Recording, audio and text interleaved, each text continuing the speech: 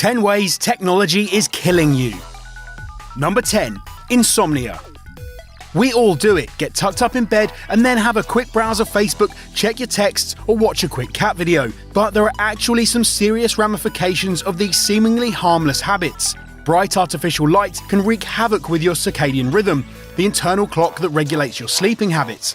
At around 9 p.m. at night, the body releases a hormone called melatonin, which signals the brain that it's time to sleep. However, staring at screens within the hour immediately before sleep can suppress the production of melatonin by 22%, severely damaging a person's ability to drift off. And this is a much more serious problem than you might initially think. A loss of sleep has been conclusively linked to depression, obesity, diabetes, and even serious cardiovascular disease. And it's becoming quite a pandemic. A study by the National Sleep Foundation found that a huge 95% of those surveyed use electronics in the hour before bed, and 63% felt that they were not getting enough sleep. Number 9. Sitting down. Since the mid-20th century, there has been a boom in technology-oriented seated jobs, for example, office worker or professional driving. Such jobs have quickly come to overtake more traditional labour-based work like agriculture or factory production, industries in which technology has also led to the replacement of some workers with machinery. As a result of these shifting employment trends, the average American worker now spends approximately 13 hours every day sat down. And this could be deadly. Research has shown that sitting for prolonged periods causes muscles to stiffen, blood to circulate poorly, and cholesterol to drop by an average of 20%. Not only this, but sitting for over 12 hours a day has also been proved to contribute to higher risks of cardiovascular problems and cancer, as well as making you 90% more likely to develop type 2 diabetes. This is especially a problem considering how most recreational technologies, from TVs to video games, require us to spend much of our evenings seated as well. Number 8. Repetitive strain injury.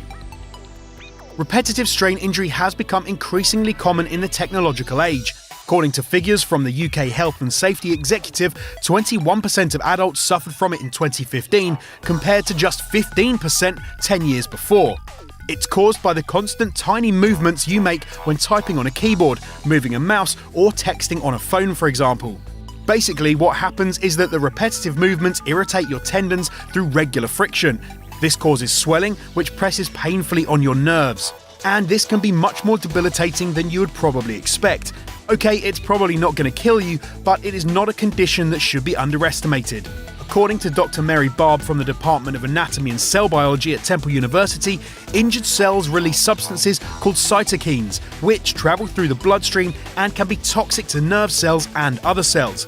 This means that if left untreated, RSI can actually put an individual at risk of limb paralysis or even Raynaud's disease, which involves the dangerous interruption of blood circulation. Number 7. Wi-Fi kills sperm. Again, this next one is not actually going to kill you, but it deserves a spot on this list because of the potential ramifications it could have for the future of humanity. That is to say, it could kill your children before they've even been born. In 2011, scientists at the Nacentis Medicina Reproductiva in Argentina conducted a study, storing some sperm samples underneath a Wi-Fi emitting laptop for 4 hours. What they found was that over 25% of the sperm in their sample lost all mobility during the test, compared to just 14% from the control sample that had been left underneath the laptop with the Wi-Fi switched off. The Wi-Fi affected sperm was also 3 times more likely to show signs of DNA damage than the control group. This isn't to say that Wi-Fi definitively and irrefutably damages your swimmers, but the study did illustrate enough of a pattern for the scientific community to recommend further testing into its effects. But maybe it's best not to rest your laptop on your crotch all that often, just to be on the safe side. Number 6. Social isolation. Stepping away from the physical side effects of a high-tech lifestyle now, the computer age has also been accused of having a devastating impact on people's mental health. The American Public Health Association concluded that there is increasing evidence that the internet and social media can influence suicide-related behavior through intensifying feelings of loneliness, depression, and social isolation. For example, a study conducted by the University of Michigan found a decline in happiness and life satisfaction among Facebook users.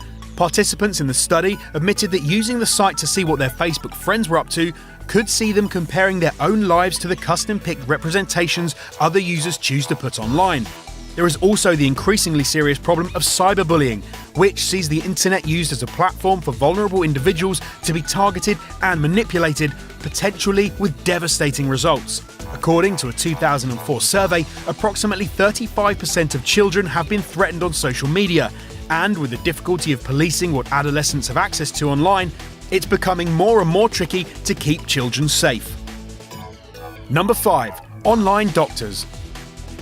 Now, it's so tempting when you get the odd headache, pain or rash to use one of the countless online doctors that have set up practices on the web in the last couple of decades. Sometimes they can offer invaluable advice, but they can also be quite risky. There are two ways online doctors can be problematic. Firstly, you can Google your symptoms and be reassured that there's nothing wrong with you, when in reality it could be something you should have visited your doctor about.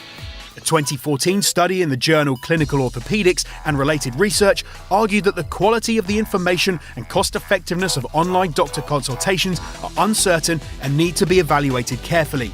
Secondly, there's the modern phenomena of cyber hypochondria, whereby an individual becomes convinced that they are sicker than they actually are, thanks to access to websites detailing all the worst-case scenarios.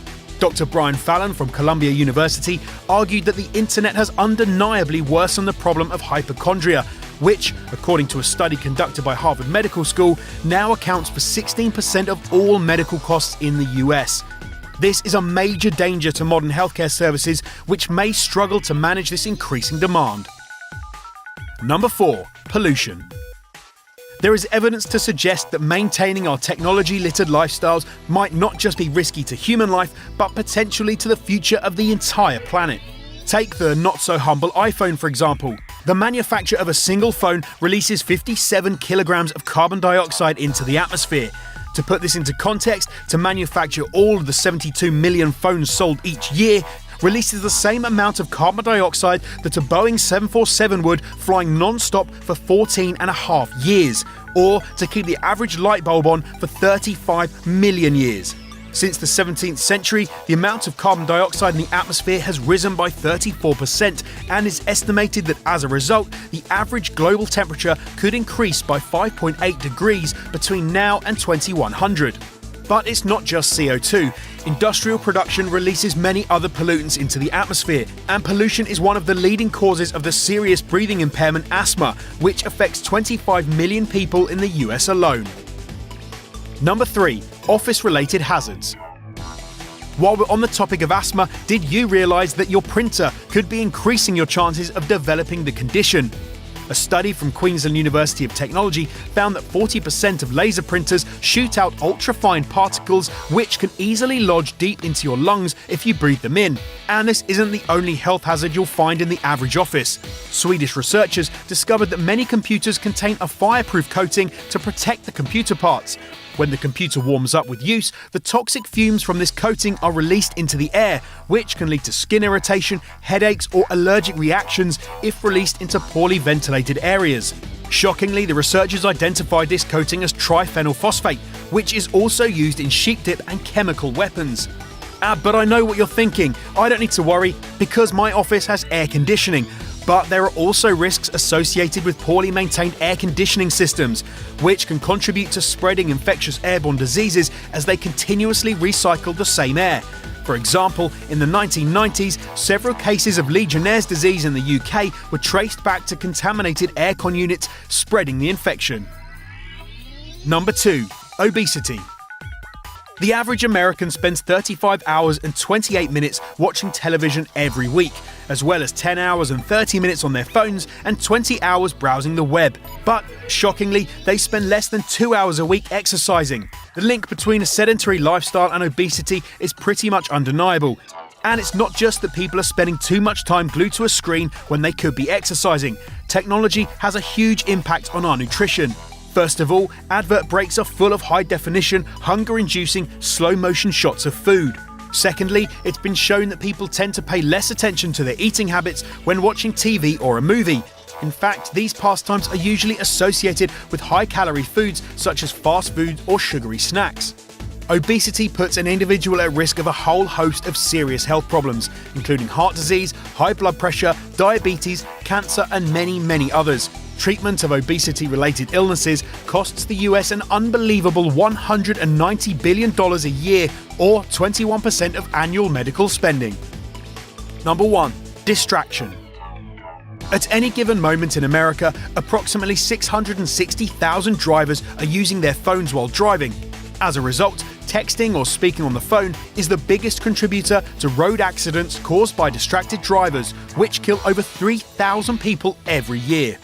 To show how dangerous cell phone distractions can be, David Strayer from the University of Utah conducted a study into just how much it affects drivers. Using a driving simulator, he tested the abilities of a number of subjects while their blood alcohol level was 0.08, aka the drink-drive limit.